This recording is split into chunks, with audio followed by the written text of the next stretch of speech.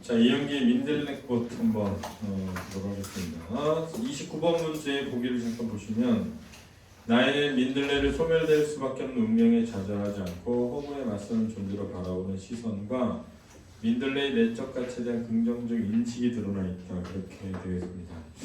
그러니까 이 상황은 민들레꽃을 뭐하고 있는 거죠?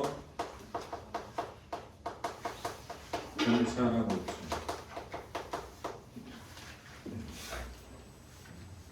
그렇죠?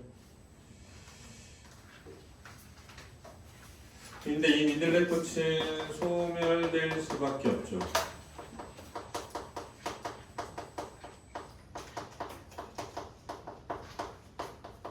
운명을 가지고 있습니다.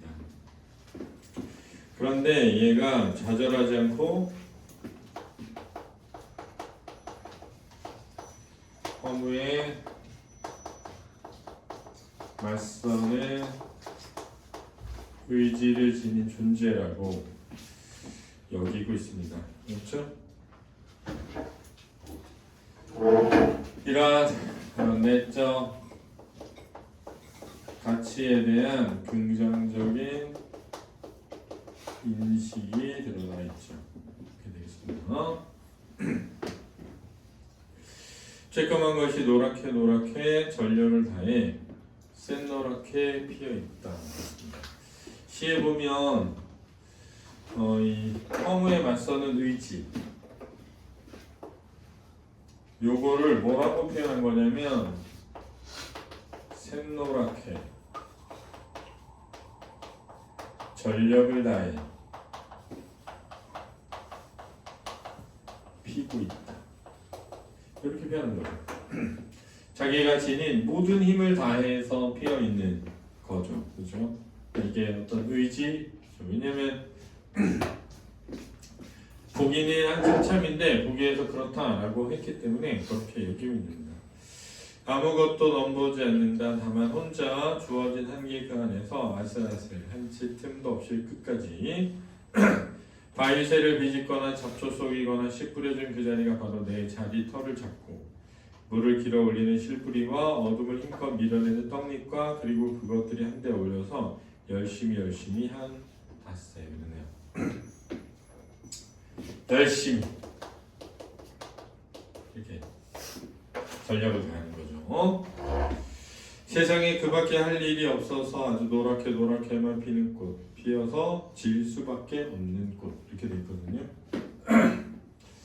이게 이제 이거죠. 소멸될 수밖에 없는 거예요. 질 수밖에 없는 꽃.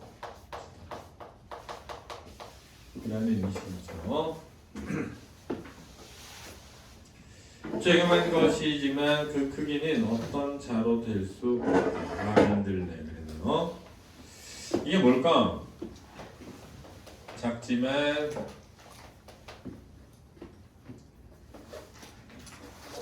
어떤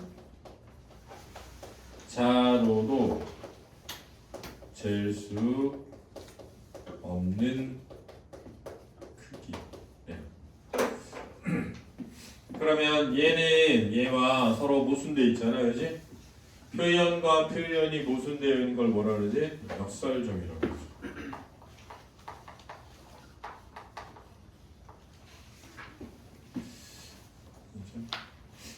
선생님이 생각할 때는 이 작다는 건 뭐냐면 물리적 크기죠.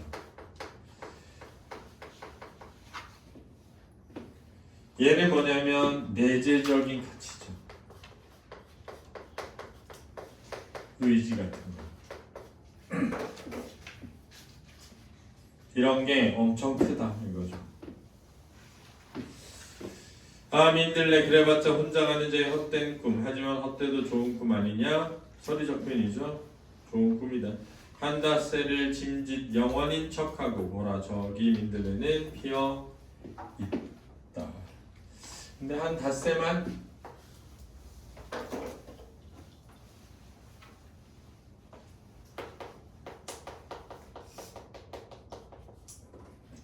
한 닷새 피는 건데 이거를 영원이냐 피어있다.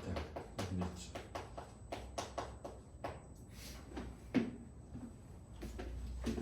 화자는 드러나 있진 않지만 존재하니까 쓰고요. 청자가 드러나지 않으니까 독백체. 그럼 이영리의 민들레꽃이라고 하는 시는 화자는 민들레꽃을 관찰하면서 이 꽃이 소멸될 수밖에 없는 운명, 즉 질 수밖에 없는 꽃이라고 생각을 합니다. 하지만 좌절하지 않고 허무에 맞서는 의지, 즉 그 내재 가치에 대한 긍정적 인식을 보이는데요. 예를 들면 샛노랗게 전력을 다해서 열심히 피어있다. 그래서 얘는 작지만 어떤 자로도 잴 수 없는 큰 것이다. 이렇게 여기는 거고요. 문제를 풀어보면 되겠습니다. 알겠죠? 수고했습니다.